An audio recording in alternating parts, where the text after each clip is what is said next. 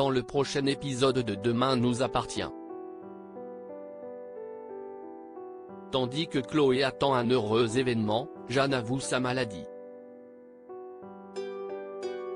De son côté, Leila amène son enquête et une complicité naît entre Rose et Ariane. Capture d'écran TF1. Attention, les paragraphes qui suivent contiennent des spoilers sur l'épisode de Demain nous appartient diffusé demain soir sur TF1. Si vous ne voulez rien savoir, ne lisez pas ce qui suit. Jeudi 12 décembre dans Demain nous appartient. Chloé attend un heureux événement même si le test de Chloé est positif. Pour Marianne, cela s'explique tout simplement par un taux d'hormones élevé lié à sa fausse couche. Afin de l'aider à faire le deuil de cette grossesse, le docteur Delcourt programme une échographie dans le courant de la journée. Paniquée à l'idée d'avoir imaginé l'impossible, Chloé ne souhaite pas y aller car émotionnellement cela devient trop compliqué pour elle. Mais Sandrine, qui insiste sur le fait qu'il est essentiel qu'elle sache, parvient à convaincre la fille aînée Delcourt de se rendre à l'hôpital. Et lorsque l'examen est enfin réalisé, le docteur Chardot est formel, la jeune femme est bel et bien enceinte. Jeanne avouait sa maladie. Ayant du mal à comprendre les motivations de Jeanne, le commandant Constant convoque Alex et Robin pour une confrontation avec leur mère afin d'en savoir davantage. Dans la salle d'interrogatoire, Jeanne déclare qu'elle se sent mieux depuis qu'elle a reconnu la vérité. Quand Alex la questionne sur ce qui l'a poussé à mettre le feu au mât, elle répond avoir voulu le détruire car il porte malheur. Énervé d'entendre toujours la même histoire, Alex quitte la pièce. Robin le rejoint et lui demande de tenir le coup malgré toutes les épreuves difficiles qu'il endure depuis quelques semaines. Tandis qu'Alex révèle qu'il n'en peut plus d'être toujours là pour les autres, Robin indique qu'il a tout perdu et que son fils le prend pour un loser. Les deux frères se mettent alors à rire ensemble puis retrouvent leur mère. La vieille dame avoue souffrir de la maladie d'Alzheimer et raconte, émue, avoir voulu mettre fin à ses jours afin de leur éviter de la voir devenir un légume. Pendant qu'elle ajoute que l'argent des assurances leur aurait permis de repartir du bon pied, ses fils rétorquent que le plus important pour eux est d'avoir leur mère le plus longtemps possible. Conscient qu'elle a plus que jamais besoin d'eux, ils promettent d'être là pour elle. Plus tard, Alex sollicite Virginie pour qu'elle soit l'avocate de Jeanne. Mais elle ne pense pas être la bonne personne et décline. L'ostréiculteur comprend sa position, surtout après tout ce qu'il s'est passé. Quand Jules les interrompt pour leur dire qu'il a été officiellement innocenté, Alex se dit très heureux pour lui et s'excuse qu'il ait dû traverser tout cela.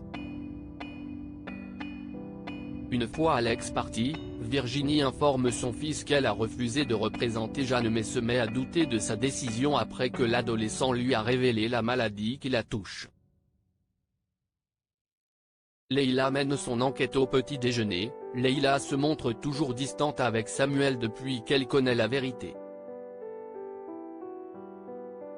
Il a beau répéter que son aventure avec Aurore remonte à plus de 15 ans et qu'il n'a jamais été amoureux d'elle, Leila veut en savoir plus. Lors d'une pause café, elle rejoint William auquel elle pose de nombreuses questions sur sa vacation à La Réunion. Le docteur Donnier confie alors que cette période a été compliquée pour lui et sa femme, puis il précise que Sophia a été conçue à son retour de voyage. Mais l'infirmière ne s'arrête pas là et continue de mener son enquête auprès d'Aurore pendant le déjeuner. En regardant des photos de ses filles, la jeune femme ne peut s'empêcher de constater que Manon et Sophia ne se ressemblent pas. D'après Aurore, c'est quelque chose de commun chez des frères et sœurs.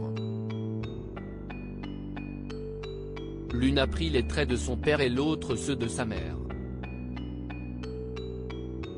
Peu convaincue, Leila rapporte à Soraya les éléments troublants qui pourraient indiquer que Samuel est le père de Sofia. Voyant sa mère en pleine crise de paranoïa, Soraya cherche à l'apaiser et déclare qu'Aurore n'aurait jamais pris le risque de tomber enceinte si elle trompait son mari.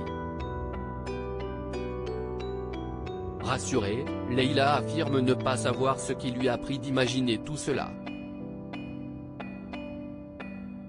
Une complicité naît entre Rose et Ariane et tandis que Souleyman est contrarié de ne plus avoir de nouvelles d'Ariane, Antoine précise qu'ils ne la verront plus car la situation devenait trop compliquée à gérer. Seulement, l'adolescent est persuadé que son père est responsable de son éloignement. Myriel ajoute qu'ils ont pris la décision ensemble et interdit à son fils de la revoir. Mais Souleyman n'a pas dit son dernier mot et attend Ariane en bas de son immeuble afin de comprendre pourquoi elle refuse de le voir. Elle confie que ce n'est pas une relation saine et qu'il n'a pas besoin d'elle dans sa vie car c'est un garçon fort. Navrée de le voir contrarié, Ariane demande cependant à l'adolescent de partir. Par la suite, elle se rend au Spoon et croise Rose à qui elle lance que la voie est libre avec Antoine. Alors qu'Ariane reconnaît être tombée amoureuse d'Antoine, Rose s'excuse de ne pas avoir été très amicale lors de leur précédente rencontre. Pour lui remonter le moral, l'écrivaine propose une balade entre amoureuses et conduite pendant laquelle elles discutent de leur relation avec Antoine et expriment leur souffrance face à la solitude. Au moment où Ariane interroge Rose pour savoir si elle a été mariée, celle-ci l'invite à dîner pour tout lui raconter.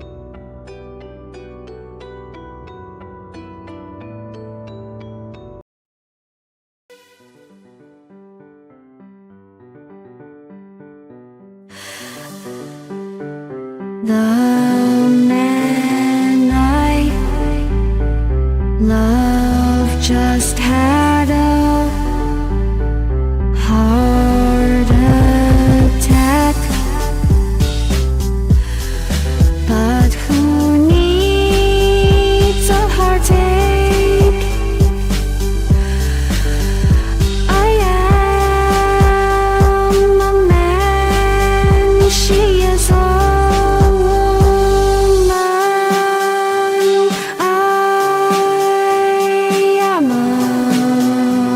she